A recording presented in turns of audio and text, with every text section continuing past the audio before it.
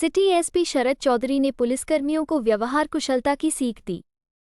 सोमवार को city SP शरद चौधरी ने गुमानपुरा थाने में पुलिसकर्मियों की मीटिंग लेकर थाने में आने वाले परिवादियों से किस तरह से व्यवहार किया जाए इस विषय पर समझाइश की। राजस्थान सरकार के द्वारा लगभग 1000 थाने पूरे राजस्थान भर में जनता की परिवेदना परिवाद समस्याओं के निराकरण के लिए खोल रखे हैं। मेरे पास भी कोटा शहर पुलिस में 21-22 थाने चल रहे हैं। वहाँ हर थाने में आपको व्यवस्था पता है, एक थानाधिकारी है और फिर सेकंड अफसर है, कई कांस्टेबल्स हैं, हेड कांस्टेबल्स हैं, एएसआई है।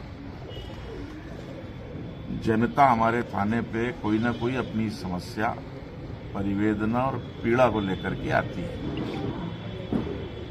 विगत 1 महीने में 2-3 घटनाएं मेरे कोटा शहर में हुई, जिसमें परिवादी वो सही भी हो सकता है, गलत भी हो सकता है, प्रथम दृष्टया कुछ पता नहीं है, लेकिन वो अपनी कोई बात लेकर के आया है और सुनने के दौरान कुछ घटनाक्रम हो जाता है और हमारे थाने का जो भी मौजूद जाब्ता है वो आपस में उलझने लगते हैं, जिसकी की कोई आवश्यकता बिल्कुल भी नहीं है।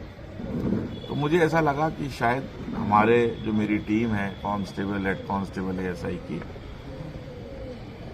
थोड़ा सा मैं उनकी समझाइश करूं उनकी व्यवहार कुशलता को लेकर के। बहुत सी चीजें हमारे आप पता जाता जो कांस्टेबलरी है वो ग्रामीण परिवेश से आती है, वो बिल्कुल स्पष्ट ही कुछ बात कह दी, वो अपनी पीड़ा लेकर के आया, वो चाह रहा मुझे सुना जाए और उसके बाद फिर एक्शन हो, जो भी एक्शन होना है, सही गलत या जो भी है उसके अंदर कार्रवाई। बात की बात है। पहली चीज है पेशेंट लिसनिंग, पेशेंट हियरिंग। ईश्वर ने भी बड़ी नेचुरल वे में संदेश हम सबको दे रखा है। कैसे? हम सबके 2 कान है, 1 मुंह है। ईश्वर भी कह रहा है डबल सुनो, आधा बोलो, सुनो ज्यादा। हमारे प्रत्येक थाने में स्वागत कक्ष भी बने हुए हैं, बाकायदे हम लिख रहे हैं स्वागत कक्ष, मतलब आपका स्वागत है तो उसको ये महसूस हो कि हम उसका स्वागत कर रहे हैं। वो बैठे उस स्वागत कक्ष में, हर थाने में बन गए।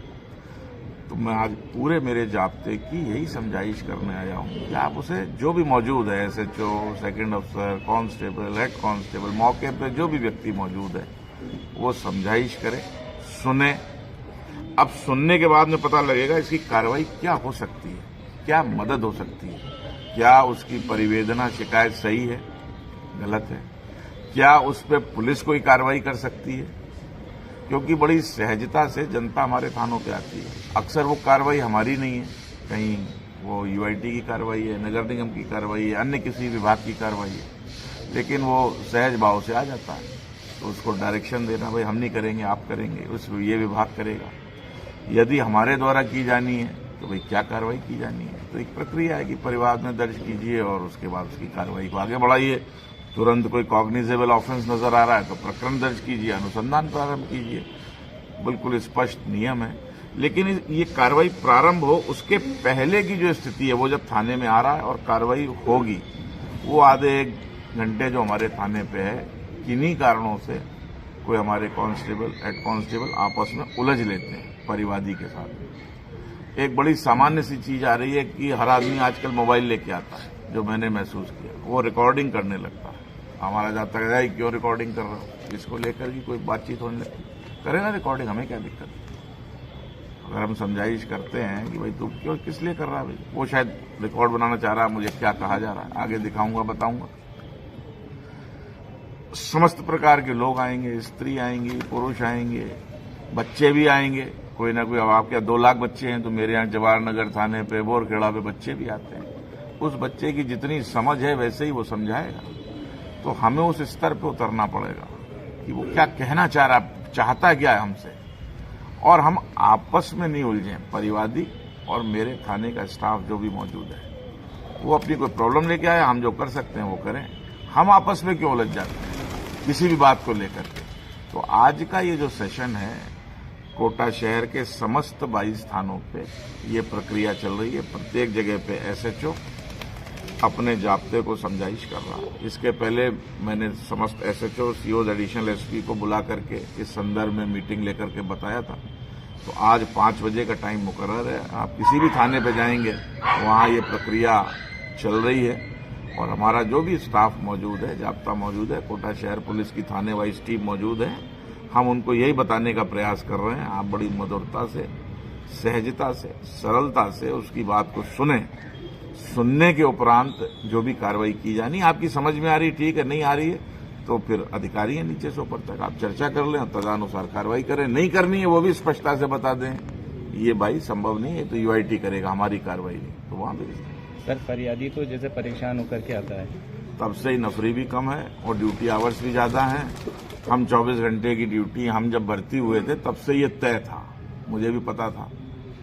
अब सब आदी हो जाते हैं, ठीक है ना, लेकिन उस वजह से हमारे व्यवहार से नम्रता चली जाए। और इशू कुछ और था, बातचीत होनी थी, बातचीत होकर के उसकी समस्या का निराकरण निकलता, उसकी वजह से हम आपस में झगड़ लिए, एक नई समस्या पैदा हो गई जिसकी कतई आवश्यकता नहीं थी। उसमें ऊर्जा भी लगेगी, समय भी लगेगा, कोई कार्रवाई भी होगी, वो 10 जगह शिकायत भी करेगा, शिकायत मेरे पास भी आएगी, मैं कहीं लाइन हाजिर करूंगा, कुछ करूंगा, इसकी तो कोई आवश्यकता ही नहीं थी। वो लड़ने तो आया ही नहीं था, वो तो अपनी कोई बात कहने आया था।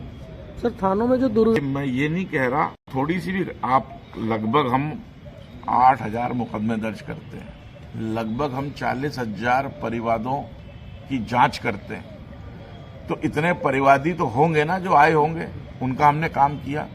लेकिन महीने में 2-3 इंसिडेंट ऐसे भी हो जाते हैं जहां हम आपस में उलझ लेते हैं, तो वो संतुष्ट होकर के जाए और विशेष करके कोई घटनाक्रम इस प्रकार का नहीं हो जिसकी कोई आवश्यकता नहीं है।